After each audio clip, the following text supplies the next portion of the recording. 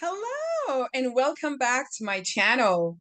This is Sandra Ferrari of Real Estate Investing. I am so excited that you have tuned in to be here with me today. And if you're new to my channel, I am welcoming you. Come on aboard. We are talking about real estate investing. And this is a subject that is dear to me because once I started investing in real estate, I realized the potential that has and how it has affected my life. And I wanted to share this with you to let you know that you also can start investing in real estate. Today, what I would like to talk about is one of the pro forma. You're going to hear that word a lot, but I'm going to go over that in a little while. This is a pro forma on a property that was forwarded to me by one of my brokers, which is located in Tennessee.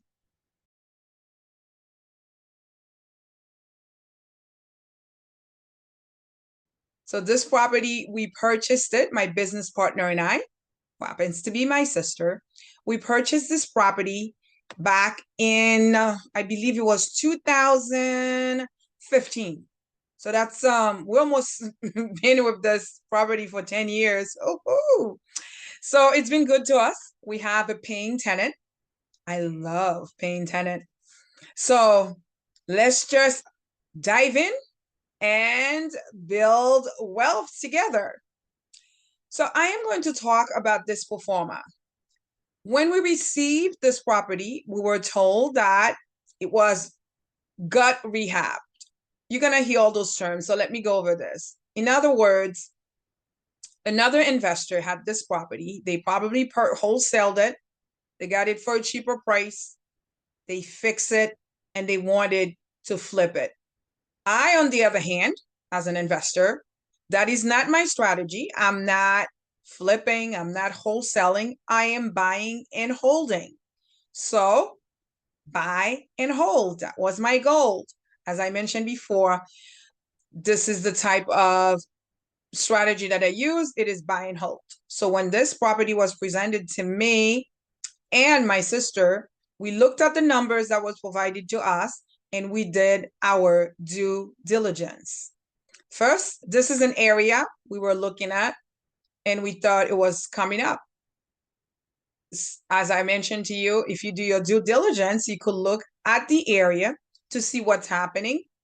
If the area is going up, going down, going sideways, so to speak, you have to make the decision. So that involves a little bit of research. Once my broker told me that he had found a property for me, he provided me with this pro forma. The asking price of this one family home was $118,000. I know I was to come up with a down payment of 20%. Closing costs was going to run me on or about 5%. So I took that into effect. All of this you should write down when you're doing your due diligence. So you know this is the area you want to invest. You did your survey, you did your study. This is what you want. And what was pleasing about this deal is that it's gut rehab, meaning I know that instantly once I purchased this property, I wasn't going to have a lot of work to do. Those are the type of properties that I like to buy. Although in the past, I have purchased property that needed a lot of work. So it goes with what plan you have on hand, what your goal is for that particular property. Then we also look at the interest rate that we were going to receive with the mortgage that we were about to acquire, property management fee, and we did factor in something called vacancy and or repairs. We put that at 10%. And when we did our research, we discovered that there was an annual appreciation in this area of 3%. That's good. Because I don't like areas that appreciates really fast because they can go as easily down. So this is the norm for this area, and it's 3%. It's not out of the norm high and then low. So 3% is fair. And there was also according to our studies, that there is the possibility of an annual rent increase of 5%. All of those assumptions look good, but we still had to do our due diligence. So remember, the price that was quoted to us was $118,000, a down payment of 20%. Closing costs was going to run us about 5%. Interest rate that we were acquiring with the mortgage was 4.875 at that time. Property management fee was going to run us on or about 8%. Vacancy and repairs, we factored in 10% with an annual appreciation as well of 3%. And the rent increase with an annual percentage on or about 5%. That met my criteria. So I opted to take this deal on. So this is what it looked like. It was $118,000 for the asking price. The down payment that we paid was about $23,000. The estimated closing cost was on all about $5,900, less than $6,000. There was no rehab expenses because, as I told you, this is a gut rehab property. We're purchasing this from an investor, and it had done everything in it. And this was the after repair value that they had done. So that was awesome. I didn't have to do anything. And although I did factor in, as I mentioned to you, I did factor in a little expenses here and there, the possibility of vacancy. And since there was no rehab, this cost us out of pocket on or about $30,000 to $33,000 to get this property. Not bad. The year that the property was built was 1999, and gut rehab about 2015. The square feet for the property was 1,350 square feet. There was 3 bedrooms, 2 bathrooms. You're gonna hear 3, 2. Sometimes people will throw it this. This is what they mean. Bedrooms, well, 3 bedrooms, and the bathrooms, there were 2. And it's a single family house. Beautiful house, just rehabbed in Tennessee. It was looking good. And it was not really in Memphis. It was outside of Memphis, so what you would consider in certain areas as the suburb. My sister and I, we put our heads together and we realized that we're able to purchase this property. We're just going over what that looks like for this particular property that we were interested in purchasing. Also, what we did, we wanted to know how much money would be making.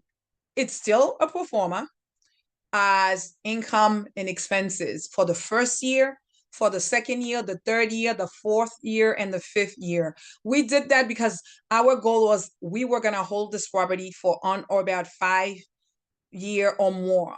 Therefore, we calculated that with the monthly, this is the monthly rent was $1,000.50. So $1,050 we're receiving on a monthly basis. We multiplied this by 12 for the gross rent. We had a total of $12,600. Remember, you got to pay taxes. Yes, the taxes for this property was $92.08. In addition, we had to pay for insurance. This is our property. We have to ensure that. Always make sure that you have insurance on your property because you don't want to be liable. It's always good to be safe. Safety first. And the PITI, does anyone know what that means? The principal, interest, taxes, and insurance. The total for that was $662.49, counting the principal as being $499.57. The monthly tax is about $92, and the insurance, the monthly insurance that is, was $70. Gave us a monthly bill of $662. We were making $1,050 per month.